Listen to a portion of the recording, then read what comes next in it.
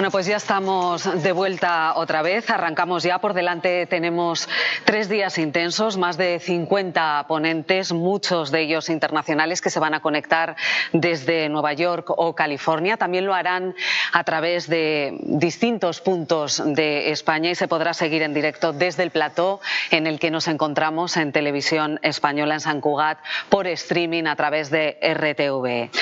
Las jornadas se van a completar esta tarde con un seminario impartido por RTV, por la directora del Instituto, Jara Abella, que tratará de explicar las claves para liderar con voz propia, gestionar equipos, ganar relevancia a través del dominio estratégico de la comunicación.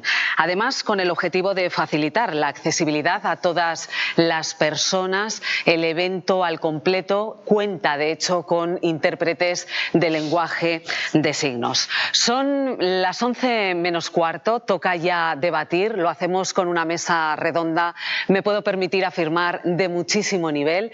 Ahora conoceremos a nuestras invitadas un poco mejor, les avanzo, ellas son grandes amigas, Susan Segal, Laura González Molero, Beatriz Corredor y Carmina Gañet.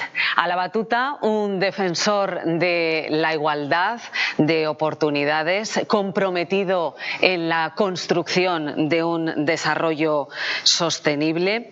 De todo ello habla en su último libro que acaba de publicar, se llama Multicapitalismo. Y bueno, me estoy refiriendo al exministro de Ciencia y Tecnología, el abogado y medioambientalista Juan Costa, que nos acompaña en este plató de Sant Cugat. Juan, muy buenos días. Hola, muy buenos días, María, y muchísimas gracias. Muchas gracias por la oportunidad, por la invitación, por poder participar en un panel, creo que fantástico, con 4 mujeres que han demostrado a lo largo de los años su capacidad de ejercicio de liderazgo y cómo la aportación de la igualdad dentro de las organizaciones se traduce siempre en progreso, prosperidad, mejores oportunidades y más éxito político y social, ¿no? Y yo creo que tenemos aquí en este panel la oportunidad de reivindicar de alguna manera la necesidad de hacer una apuesta radical por la diversidad, la necesidad de hacer una apuesta radical por la igualdad de oportunidades y la necesidad de construir economías y empresas que de alguna manera midan también el éxito político y social. Hola, buenas tardes. Nos encontramos aquí por cómo somos capaces de integrar esa diversidad y cómo somos capaces de contar con todos, ¿no? Y a mí me gustaría empezar por Beatriz Corredor, que creo que nos acompaña desde Madrid. Beatriz tiene un fantástico trayectoria profesional. Beatriz es licenciada en Derecho, es registradora de la propiedad, ha sido ministra de Vivienda en el gobierno de José Luis Rodríguez Zapatero, y en estos momentos Beatriz preside una importante corporación, una importante empresa que además está desarrollando una labor extraordinaria también en el ámbito de la transición ecológica y de la modernización de nuestra economía, que es Red Eléctrica. Y Beatriz, para plantear un poco el debate, me gustaría de alguna manera poner encima una pequeñísima reflexión. Creo que vivimos un momento de emergencia corporativa. La pandemia de la COVID-19 de alguna manera ha puesto en riesgo y ha tenido un extraordinario impacto en el mercado de trabajo y sobre todo desde el punto de vista de la mujer. Muchas mujeres en el mundo de alguna forma se han incluso llegado a plantear la posibilidad de dar un paso atrás en sus carreras profesionales o incluso de abandonar sus puestos de trabajo por la carga que durante muchos meses ha supuesto esta dramática y trágica situación. Al mismo tiempo también ese riesgo de pérdida de liderazgo femenino hoy y futuro y de alguna manera de retroceso en el camino que estamos recorriendo en la igualdad de oportunidades abre también nuevas vías, nuevas posibilidades como nuevas formas de trabajo y por lo tanto una nueva manera de ejercer también el liderazgo desde el punto de vista corporativo y en cualquier organización. ¿Cómo ves un poco este debate? ¿Cuál ha sido tu experiencia? ¿Y qué crees que pesan más? ¿Pesan más los riesgos o pesan más las oportunidades que se pueden abrir en este momento? Buenos días a todos. Gracias, Juan. Gracias a la organización por invitarme y a mis compañeras de panel. Es un honor para mí poder acompañaros. Lamentablemente no puedo estar hoy allí con vosotros y con vosotras en Barcelona. Yo tengo el honor y la suerte de presidir una compañía que es la única del IBEX 35 que tiene un consejo de administración paritario con un 50% de mujeres. Además, tenemos un comité ejecutivo con un 55% de mujeres y tenemos todavía una asignatura pendiente que es subir nuestro 32% de directivas en todo el grupo al 50% en 2030. Obviamente esto no es magia y esto se hace con una política de promoción y de selección con un sesgo favorable a favor de las mujeres, desde el momento de la contratación hasta la formación para que puedan reforzar sus capacidades técnicas y después, evidentemente, a través de la promoción. Una compañía tan técnica como esta tiene, obviamente, un porcentaje muy elevado de mujeres con una titulación STEM, pero es algo que tenemos que seguir trabajando. Y digo todo esto porque, evidentemente, esta compañía no es representativa de lo que está ocurriendo en general en el ámbito laboral como consecuencia de la pandemia. Las mujeres actualmente la tasa de ocupación de empleo en España femenina es del 69%, mientras que de los hombres casi llega al 79%. Y esto durante la pandemia se ha agravado porque las mujeres suelen emplearse en algún tipo de servicios que son de los más afectados como consecuencia de las restricciones de movilidad y de los confinamientos. Esto evidentemente lleva a la conclusión inequívoca y desgraciadamente de que cada vez que hay una crisis las primeras perjudicadas son las mujeres porque impacta doblemente. Siempre que hay una discriminación, evidentemente la mujer sufre discriminación por el hecho de serlo, pero si se añade cualquier otro factor de discriminación, a la mujer le impacta doblemente. Si estamos hablando de raza, si estamos hablando de inmigración o de discapacidad, siempre la mujer está doblemente impactada. Por tanto, yo creo que tendríamos que hacer una reflexión de si vamos a dejar que esta crisis suponga una vez más un retroceso en los derechos de las mujeres, y estamos hablando también de los derechos laborales, en la brecha salarial, en la brecha digital, o si vamos a ser capaces de aprender las lecciones que esta crisis nos deja y poner las bases para que las mujeres se incorporen definitivamente a la ciudadanía de primer peldaño, que es la que tenemos derecho, ¿no? Al 50% de todo. Se puede conseguir, yo creo que las medidas de discriminación positiva son imprescindibles y así lo han demostrado. Ayer se hizo público un informe interesante que presentó Atrevia junto con el IES sobre las mujeres en los consejos de administración de las compañías cotizadas. Se está avanzando, y se está avanzando como consecuencia de que la normativa nos apoya. Es cierto que ojalá sería deseable que hubiéramos alcanzado la igualdad real, pero mientras no la alcancemos se demuestra que las medidas de discriminación positiva son absolutamente necesarias y son eficientes, y yo creo que ya a estas alturas no se puede dudar. Muchas gracias, Beatriz. Luego volveremos y te plantearé otra pregunta en esta línea. Pero tengo a mi lado a Carmina Gañet. Carmina es directora general corporativa de Inmobiliaria Colonial, es consejera independiente en varias corporaciones en España, en particular en Repsol, y es también vicepresidenta de Barcelona Global. Hola, buenos días, Carmina. Yo me quedaría con alguna de las reflexiones que ha planteado Beatriz y recordar también una declaración de Christine Lagarde, que es presidenta del Banco Central Europeo y ha sido directora gerente del Fondo Monetario Internacional. Christine Lagarde siempre manifiesta que cuando a la mujer le va bien, a la economía en general le va bien. Y de hecho hay datos, ¿no?, que también los apuntaba antes Teresa Cunillera, que demuestran que el potencial de crecimiento de las economías aumenta notablemente cuando se consigue un mayor equilibrio en la participación entre las mujeres y los hombres en el mercado de trabajo y en la economía. De hecho, hay datos que son muy sorprendentes. Algunos estudios afirman que una economía como Estados Unidos o China puede aumentar su capacidad de crecimiento un 20%, y en el caso de países como México o la India puede situarse entre el 40 y el 60%. En ese contexto me gustaría, Carmina, trasladarte una reflexión. El mercado de alguna manera apuesta por la integración, por la igualdad, por la diversidad en las empresas y en las organizaciones. ¿Tú crees que los líderes empresariales están escuchando realmente al mercado y tienen un diálogo con el mercado? ¿Cómo ves un poco la necesidad de mejorar el diálogo también desde tu experiencia en un sector como el sector inmobiliario? Sí. Bueno, yo creo que hay varios ángulos, ¿no? Comparto plenamente que las mujeres, ¿no?, que puedan tomar decisiones, pero al final el 70% de las decisiones de consumo las toman las mujeres y por tanto el no escuchar cómo piensan las mujeres por parte de las empresas es perder un 70% de las decisiones de compra. Y es verdad la afirmación que hace Christine Lagarde de que si a las mujeres les va bien, a la economía le va bien, ¿no? Porque al final es la responsable del 70% de las decisiones de compra.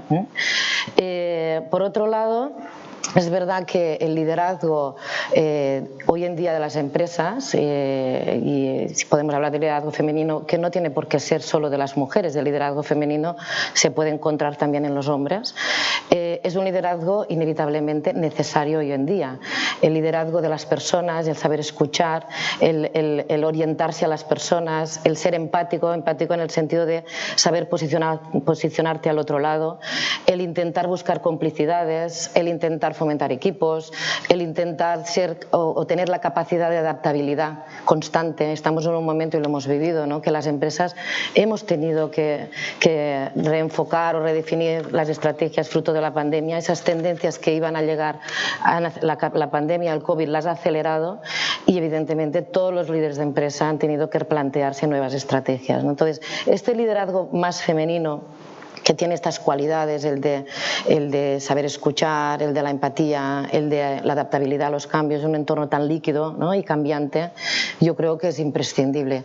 ¿Esto es propiedad de las mujeres solo? No. Estas cualidades, ¿no?, estas capacidades, hay hombres que los tienen también, y precisamente cuando vemos empresas de éxito estamos viendo que estas capacidades, ¿no?, estos skills están en este liderazgo. En el futuro yo creo que esto es un camino ya sin retorno, y cuando te encuentras que ya tus inversores, los inversores que están invirtiendo en estas compañías, están exigiendo políticas de sostenibilidad, tú lo sabes muy bien, pero políticas sociales y políticas de un buen gobierno corporativo, y dentro de la S de las políticas sociales están exigiendo, pidiendo qué políticas de igualdad estamos haciendo las compañías, ¿no? Y hay muchos análisis sobre cómo es el performance, es decir, la evolución de las compañías con una buena política de ESG, ¿no?, una buena política medioambiental, una buena política social y una buena política de gobierno corporativo. Larry Fink, por ejemplo, el CEO de BlackRock, que es uno de los fondos principales, ¿no?, del mundo, que invierte en muchas compañías, envió ya hace 2 años una carta a todos los presidentes y CEOs de las compañías cotizadas donde él invierte, o donde su fondo invierte, diciendo que aquellas compañías que no tengan una hoja de ruta clara, ¿no?, para la descarbonización y para la integración también, pues difícilmente va a ser una compañía donde ellos puedan invertir, donde ellos puedan apoyar esta estrategia, ¿no? Con lo cual vamos bien, hay mucho por hacer, el camino a recorrer es largo, hemos recorrido mucho camino, y este liderazgo no solo es intrínseco a la situación que estamos viviendo, sino que ya el entorno, el mercado, los inversores te lo exigen, y el talento que quiere incorporarse en tus empresas también lo están exigiendo, ¿no? Con lo cual creo que tenemos los elementos perfectos para que este camino se pueda recorrer con éxito. Gracias, Carmina. Me gustaría ahora continuar también con la reflexión que hacía Carmina y quizá preguntarle a Laura González Molero, que creo que hoy se encuentra en Portugal y se une a este panel desde Portugal. Laura es consejera independiente de Acerinox, de Bankia, de Centis, de Viscofan, es presidenta de la Asociación para el Progreso de la Dirección y tiene una enorme experiencia también en el mundo empresarial desde el punto de vista de posiciones de liderazgo en empresas en el mercado. Y me gustaría continuar con una parte de la reflexión de Carmina. Hay un libro publicado por un experto en sostenibilidad y liderazgo que se llama Giles Hutchins, que se llama el libro Liderazgo Regenerativo. De alguna manera apunta un poco la tesis que ha planteado aquí Carmina, que muchos de los liderazgos empresariales que hemos conocido en el siglo XX están muy marcados por un predominio de las cualidades más asociadas al género masculino frente al género femenino. Y que eso de alguna manera es una barrera al crecimiento, una barrera a la adaptabilidad, como apuntaba Carmina. También hay numerosos estudios que demuestran que las empresas en las que existe un mayor compromiso, una mayor apuesta por la diversidad, no solamente la diversidad de género, pero también la diversidad racial, la diversidad cognitiva, tienen mejores resultados financieros, sin ninguna duda. Desde ese punto de vista, Laura, tu experiencia en las empresas en las que estás participando, ¿qué es lo que escuchas de la presión del entorno, de los reguladores, de los inversores? De alguna manera influyen y trasladan con claridad el mensaje a la dirección, y también un poco el papel de los consejos en el control, de alguna forma, de la necesidad de hacer una apuesta radical y clara por la diversidad. Buenos días, Juan, y a todos. Gracias por tener la oportunidad de participar en este panel. Como se ha comentado, ¿no? Creo que hoy que en el siglo XXI tenemos que hablar ya de un liderazgo del siglo XXI en el que los atributos, las cualidades que tenemos que poner en juego en una nueva sociedad, en un nuevo mundo que demanda soluciones distintas, que demanda soluciones más igualitarias, poniendo a la persona en el centro, al consumidor, al empleado, a la empresa, absolutamente todos los agentes, todos los stakeholders para esa generación de valor. Y eso lo tenemos muy presente en los consejos de administración, porque nuestra labor es velar por el cumplimiento del propósito de la compañía. Y ese propósito pivota en generación de valor para todos los agentes, para todos los stakeholders. Y eso nos tiene que llevar a asegurar que tenemos políticas adecuadas, tanto internas como relaciones externas, que genera ese valor. Al mismo tiempo que, por supuesto, cumplimos la legislación que existe en cada una de las ubicaciones donde estamos presentes, pero no cumplir por cumplir. Yo creo que lo importante es que ese cumplimiento esté dentro de la estrategia de la compañía, porque si no, no genera valor. No podemos tomar medidas únicamente por rellenar un tic, porque no genera valor de una manera intrínseca y perdurable en el mundo. Las prácticas ESG que nos exigen los proxy advisors, los inversores institucionales, como se ha comentado, son fundamentales y están muy presentes en todos los consejos de administración de las compañías cotizadas, pero me atrevo a decir también no solo en el IBEX 35, sino también en el resto de las compañías en las que tienen un compromiso claro de sostenibilidad, de permanencia y adaptarse a este nuevo siglo en el que las exigencias de liderazgo, de performance de las compañías y de comportamientos son absolutamente distintos. Y ahí las personas tenemos mucho que decir, tenemos atributos que tenemos que poner en valor, hombres y mujeres, de manera que las decisiones que tomemos estén basadas en esa generación de valor para todos los stakeholders. Pues muchísimas gracias, Laura, por tu reflexión y encadenando también una parte de lo que has manifestado, el diálogo con los inversores, el diálogo con el conjunto de los grupos de interés. Me gustaría presentar a nuestra siguiente panelista, que es Susan Segal. Susan es presidenta de America Society.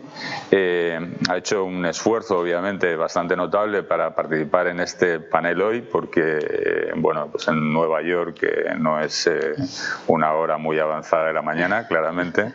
Susan ha tenido también una vida profesional muy intensa en el sector privado. Ha sido, entre otras posiciones, ha ocupado la posición de socia de Chase Capital Partners. Y a mí me gustaría plantearte, Susan, un poco, desde tu experiencia internacional y también tu experiencia en mercados como América Latina. En España tenemos un marco legal que de alguna manera ha permitido que las empresas del IBEX 35 vayan progresando y avanzando, no quizá con la rapidez que todos desearíamos en el mundo de la paridad. Hoy se supera el 30% de mujeres en posiciones de consejo de administración, un 40% de las empresas del IBEX 35 ya están en el entorno del 40%, que es el próximo objetivo de paridad. Pero ¿Cómo ves tú este debate a nivel global? Es decir, ¿y cómo ves un poco la reflexión que hay detrás de estas medidas y cuál es tu experiencia desde el punto de vista profesional en este ámbito?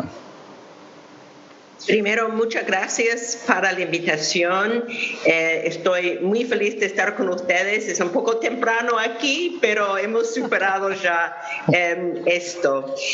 Yo quiero comenzar con una estadística que es muy importante. Según un informe del 2020 de McKinsey, el crecimiento del PIB mundial podría subir hasta 13 trillones de dólares en 2030 si la tasa de desempleo de mujeres fuera igual a los hombres. Entonces, eso es una estadística muy importante y cuando uno habla también de la estadística que ya hablamos, que 70% de las decisiones de compra son de mujeres, es una cosa muy potente.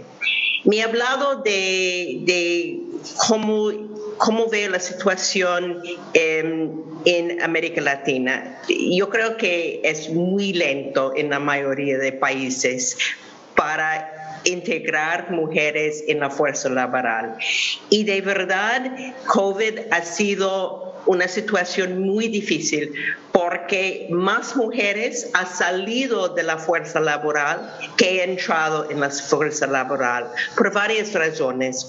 Uno es que tiene que cuidar la familia, tiene que educar a los niños que están educando en la casa y también no es que en América Latina tantas han entrado en la fuerza laboral y todavía menos ha entrado en la fuerza en las posiciones ejecutivas.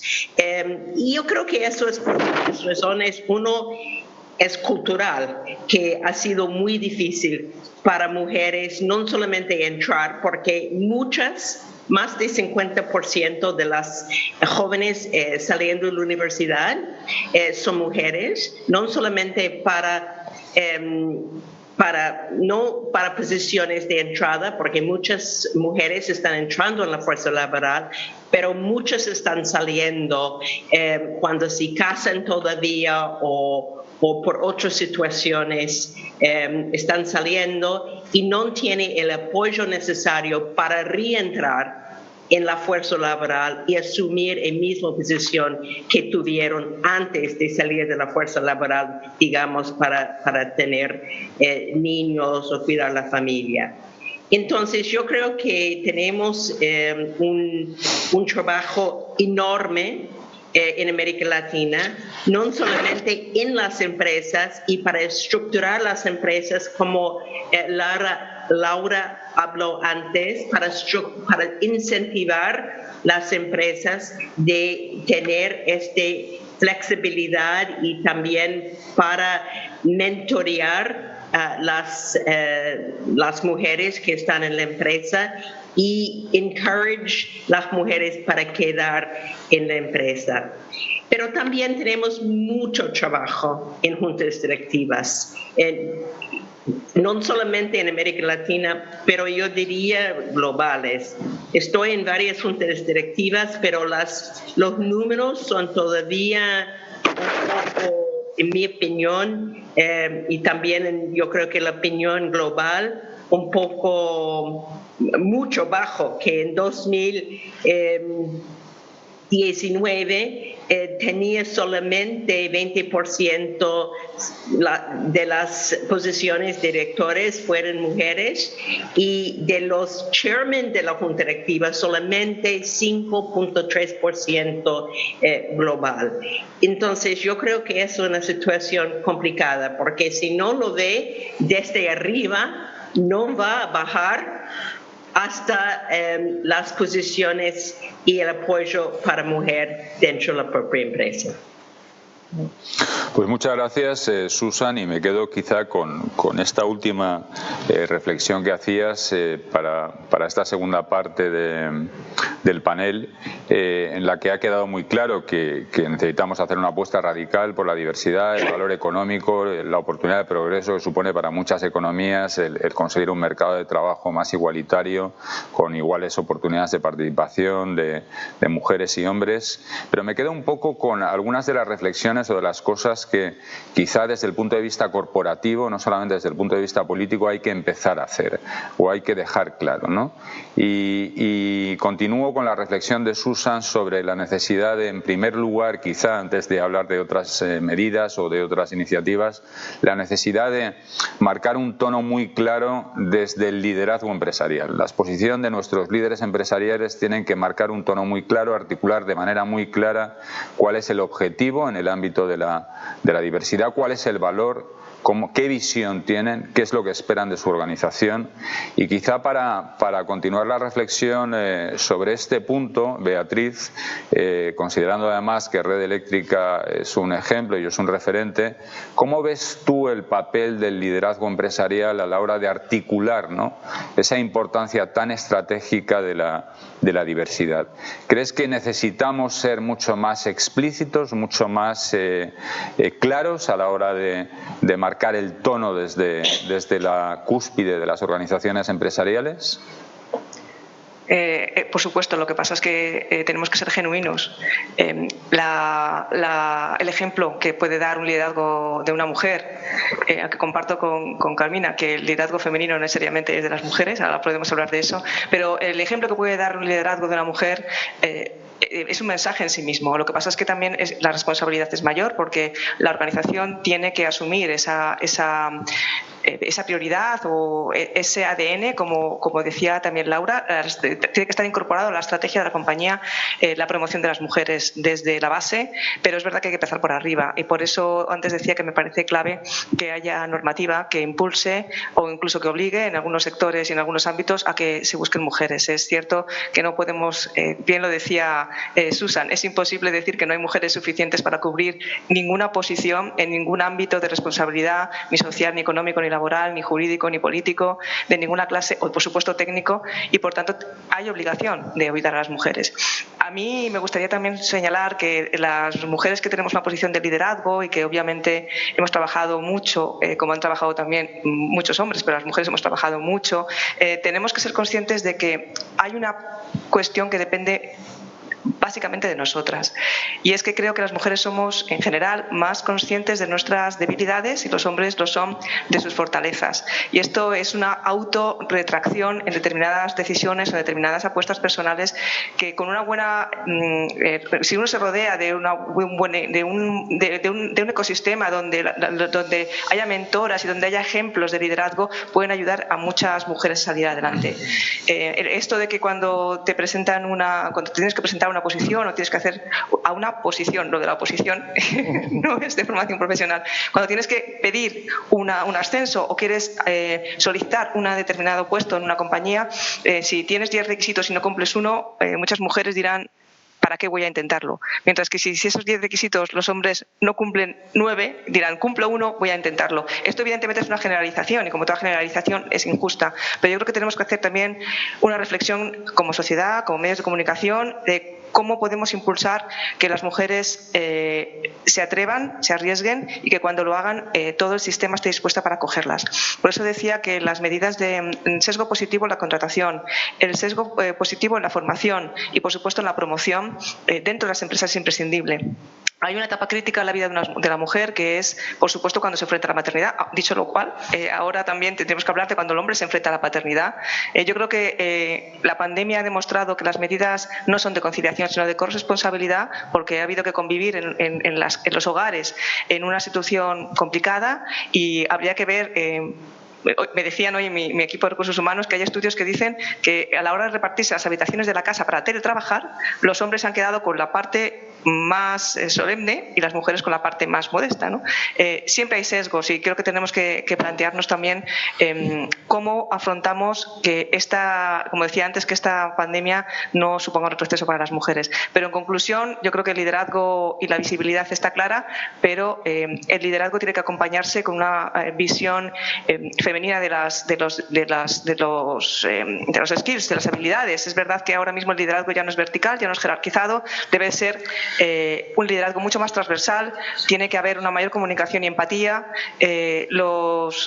Para mí el liderazgo es un reparto de responsabilidades, no es una escalera hacia la que hay que subir. Y desde el punto de vista del reparto de responsabilidades, yo creo que se puede construir las compañías y organizaciones humanas a todos los niveles de una forma mucho más solidaria y democrática. Creo que si algo nos enseña la pandemia y la generalización del teletrabajo y la globalización es que las sociedades, los ciudadanos exigen ser partícipes, los empleados exigen ser partícipes y tenemos que ser mucho más democráticos en nuestra forma de liderar. Por lo menos esa es la misión que yo me he encomendado. Sí, gracias, Beatriz, por tus reflexiones y quizá le plantearía a Laura, continuando un poco con esta idea de cuáles son las cualidades de liderazgo, de qué manera tenemos también en cuenta el contexto social en el que operan las organizaciones. Porque podemos marcarnos unos objetivos desde el punto de vista de la diversidad, de integración, de cómo generar nuevas dinámicas de trabajo, pero tampoco podemos descontextualizarlo del objetivo o del marco de desigualdad en el que se enfrentan en estos momentos muchísimas economías, desde luego economías como las economías avanzadas en países como España, pero en Europa y en Estados Unidos. La desigualdad también es una responsabilidad del liderazgo empresarial y de qué forma también las empresas pueden contribuir con ese liderazgo a dar un mensaje y asumir responsabilidades en el ámbito de la creación de una sociedad más cohesionada. Al final creo que la crisis también ha demostrado que las empresas tienen un papel público, no solamente privado. Las empresas tienen que contribuir a crear prosperidad social y desde esa perspectiva tienen un papel, ¿no?, en hacer frente a algunos de los desafíos que tiene hoy la sociedad. ¿Cómo ves un poco este debate, Laura, desde el punto de vista de la empresa? ¿Crees que está cambiando también la percepción de la sociedad sobre el papel de la empresa? Está cambiando y de una manera muy, muy rápida, más incluso de lo que pudiésemos pensar, ¿no? En el 2019, en agosto de 2019, la American Roundtable publicó un paper sobre la empresa con propósito.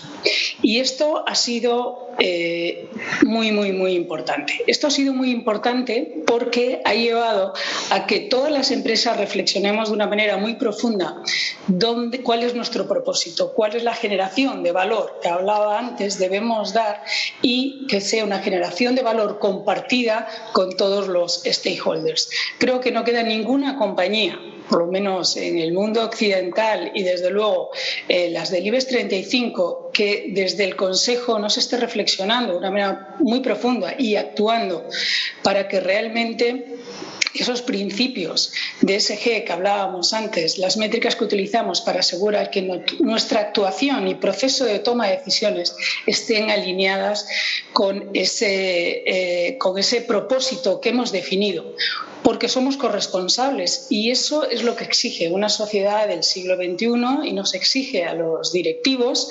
estar a ese nivel, dar respuesta a esas necesidades, dar respuestas a esa nueva economía que tenemos que definir que sea mucho más inclusiva, de reparto, de generación de valor y en el que tenemos que jugar con muchos elementos que no teníamos en el pasado, ¿no?, como es la tecnología.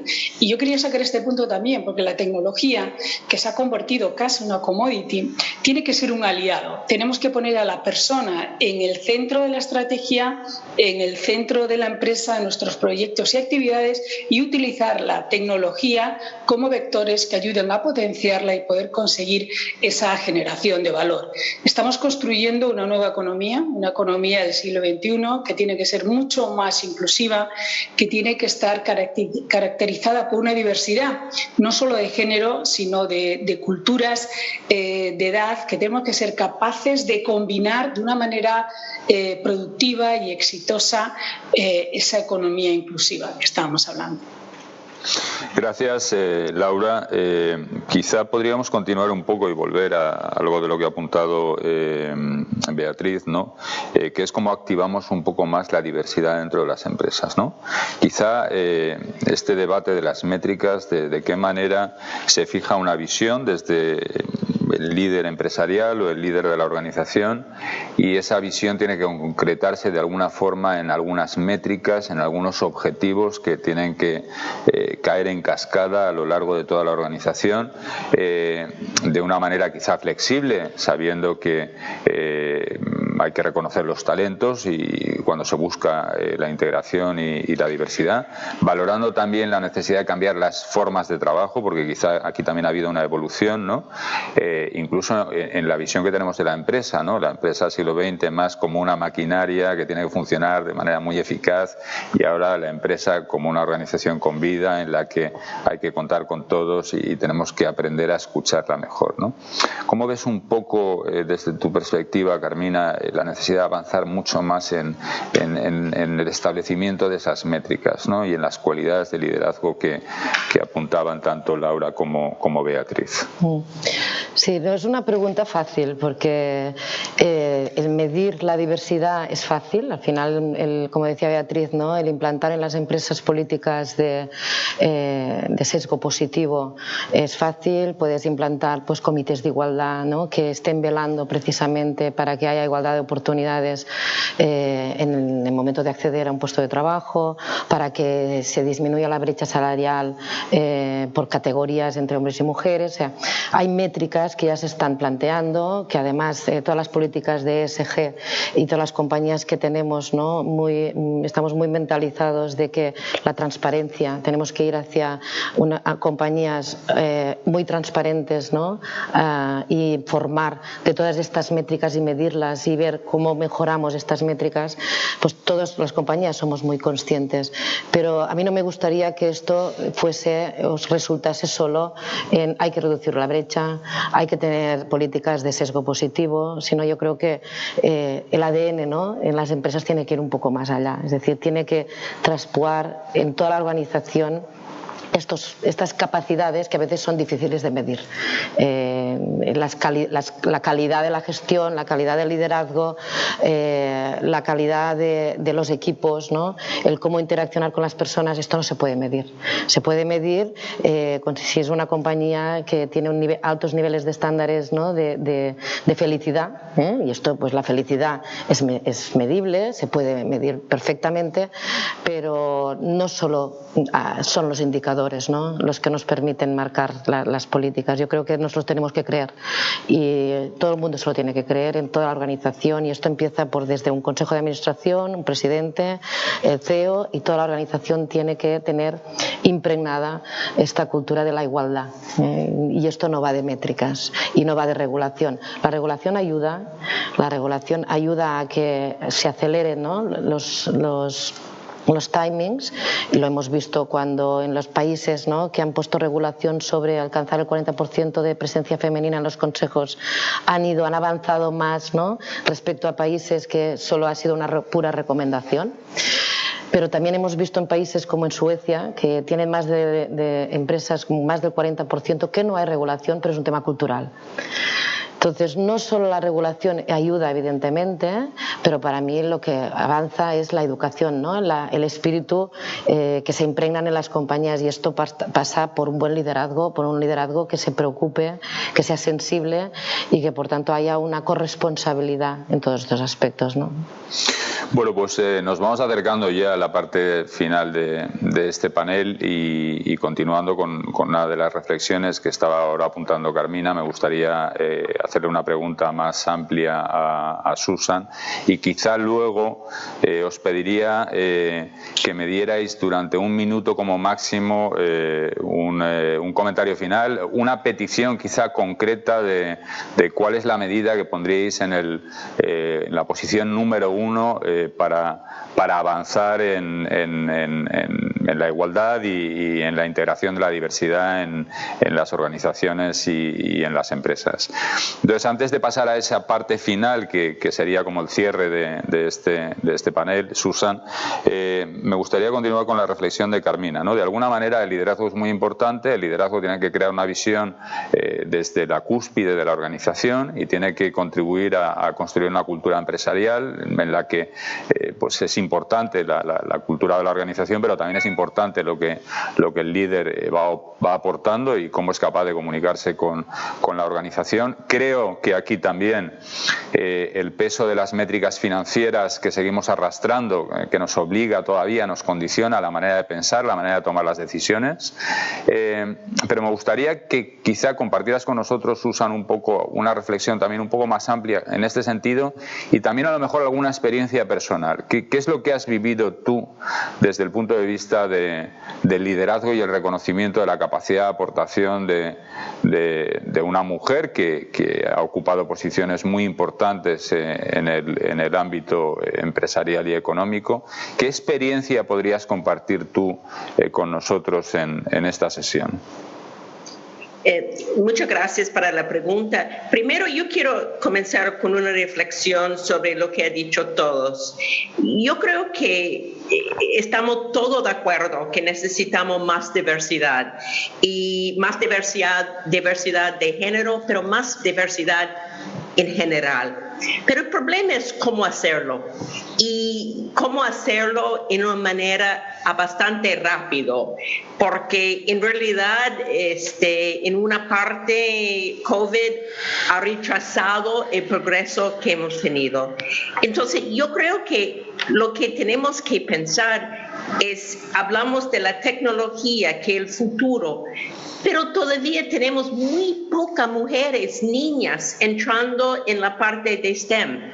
Entonces yo creo que ya, si queremos las generaciones en el futuro, que las mujeres hacen parte de la economía del futuro, yo creo que tenemos que comenzar con la educación hoy en día y convencer a las jóvenes que tienen que tomar cursos y que pueden tener cursos de ciencia, de matemática, de lo que necesita para la economía del futuro. Y eso necesita el apoyo de madres, de padres, de profesores, de todos.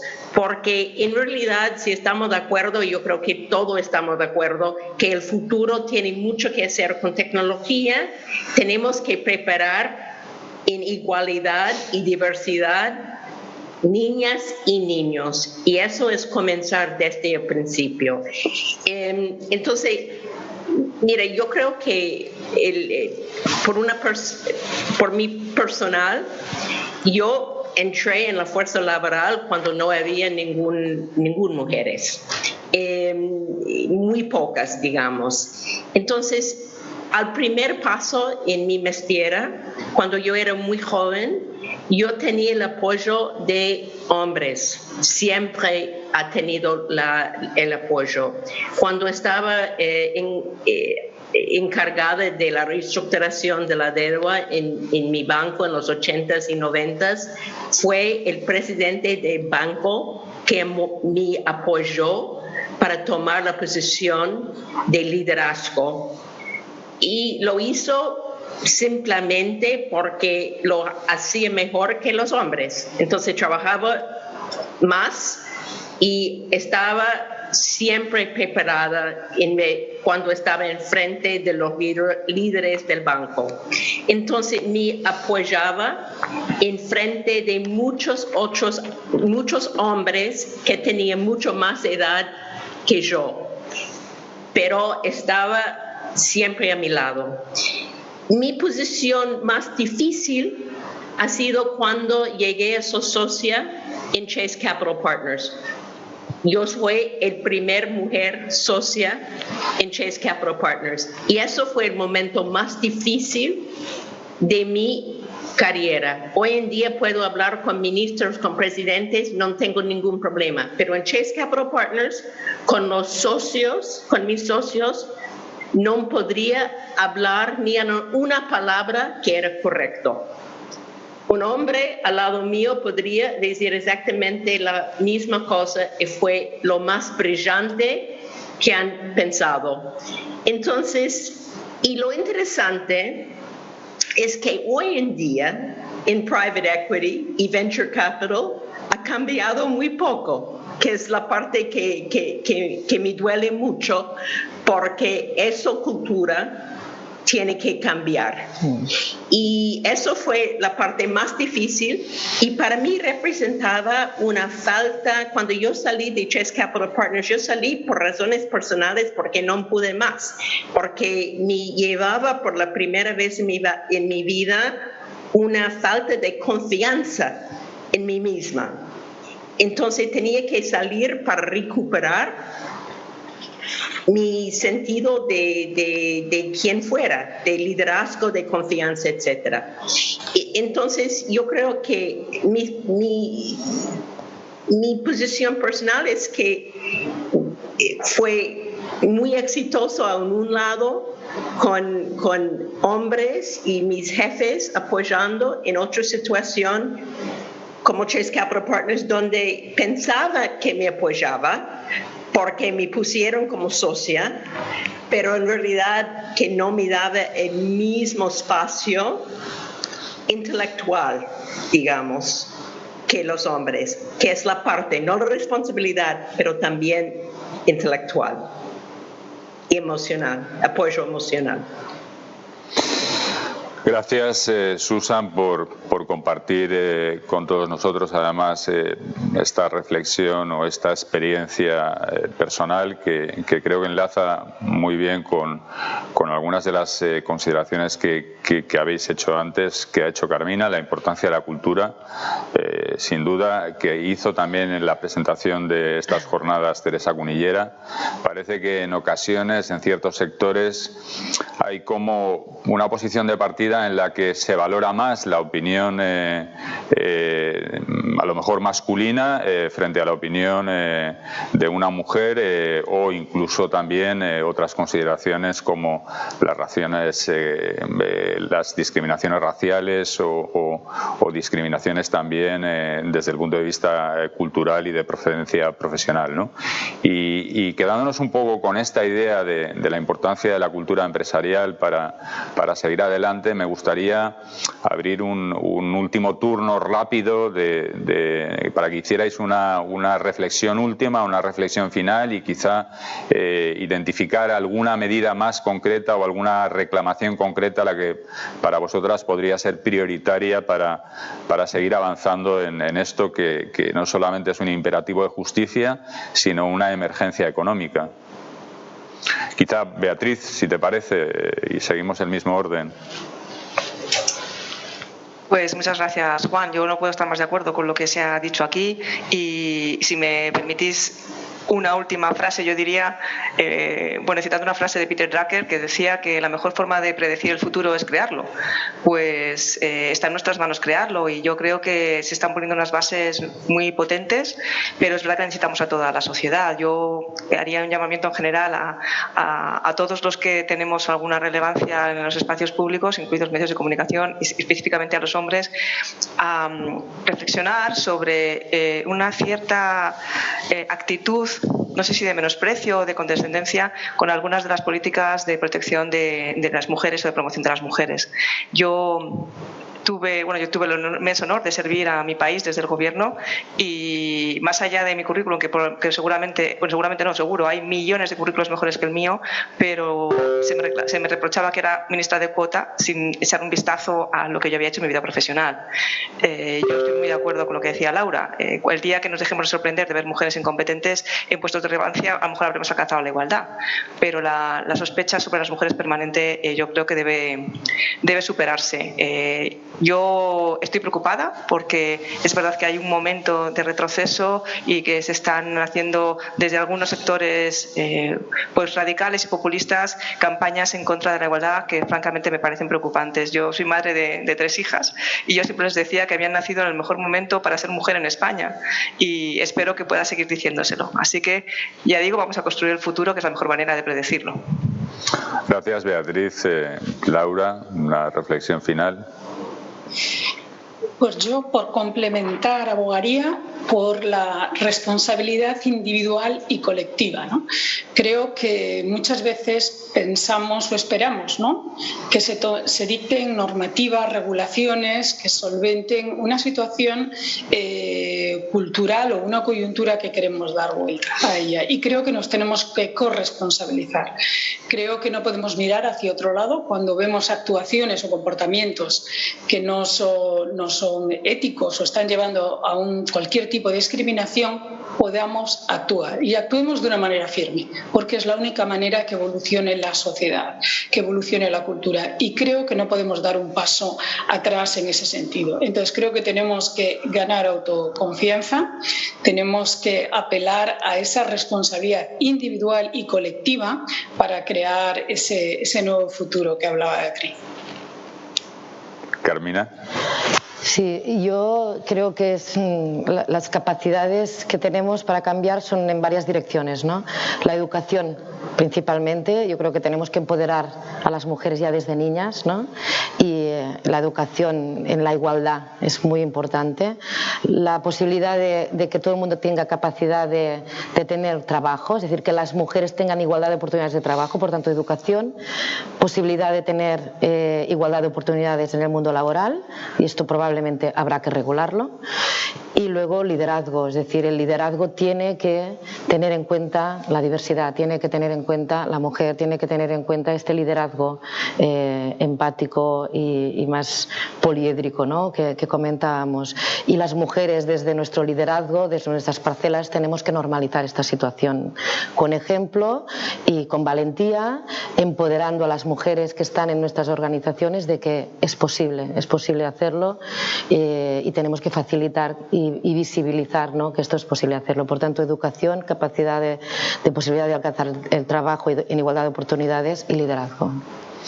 Pues muchísimas gracias, Carmina. Susan, tu reflexión final. Mi reflexión es casi el mismo que todos: liderazgo, educación, pero yo agregar mentorear. Yo creo que tenemos la responsabilidad de jóvenes entrando en la fuerza laboral y a mediano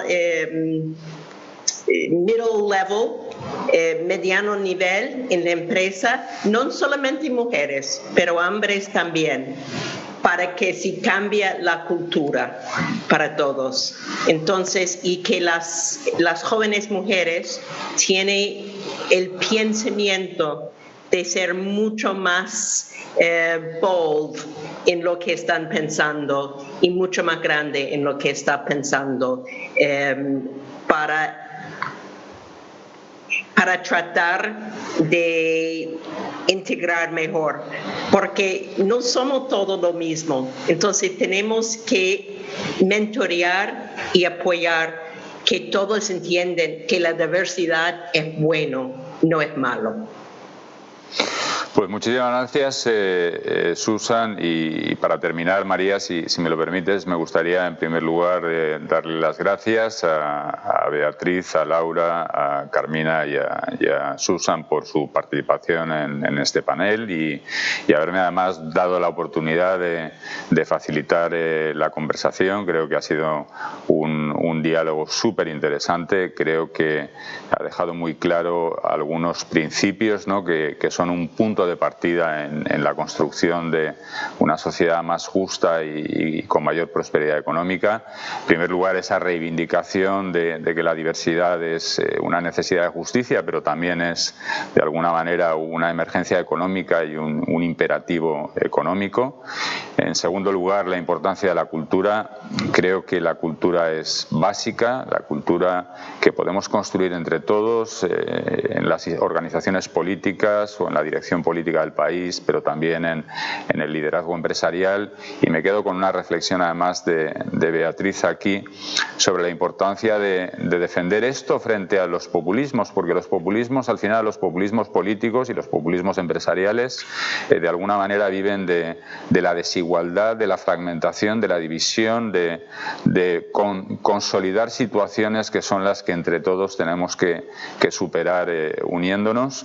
Creo que es imprescindible continuar con medidas de discriminación positiva, medidas que desde el punto de vista de los reguladores, pero también medidas que los líderes empresariales plantean para dirigir, gestionar e integrar mejor la diversidad en sus organizaciones. Y quizá para acabar me quedaría o recordaría una frase de Otto Scharmer que refleja muy bien lo que Carmina ha dicho en varias ocasiones en sus intervenciones, que el liderazgo hoy es saber escuchar, y es escuchar con todas las facultades del individuo, con las facultades de la mente, del corazón y de la voluntad. Y quizá en eso todos tenemos que aprender y puede ser una manera de integrar mejor y de construir una sociedad mucho más próspera donde todos avancemos en la línea con los objetivos que queremos. Y te paso aquí el testigo, María, de vuelta. Bueno, pues han salido muchas palabras, ¿no? Decía Beatriz, está avanzando gracias a la normativa. Carmina hablaba de esa importancia de saber escuchar, de la empatía, de esas cualidades que son imprescindibles. Laura incidía en esa necesidad de generar valor y hacerlo además hombres y mujeres caminando juntos por ese camino. Y Susan pues se centraba más en la parte de Latinoamérica con ese cambio cultural que es necesario. Como decía Juan, los líderes tienen que marcar ese objetivo y las empresas tienen, por tanto, que contribuir a la prosperidad. La mejor forma, efectivamente, Beatriz, de predecir el futuro es crearlo. Vamos a terminar esta primera mesa redonda cuadrando ese círculo, ¿no? Cuando a la mujer le va bien, empezaba Juan, a la economía le va bien. Bueno, pues el lema de estas jornadas es precisamente fabricamos oportunidades, y en eso estamos. Son las 12 menos 20, estamos en hora, seguimos.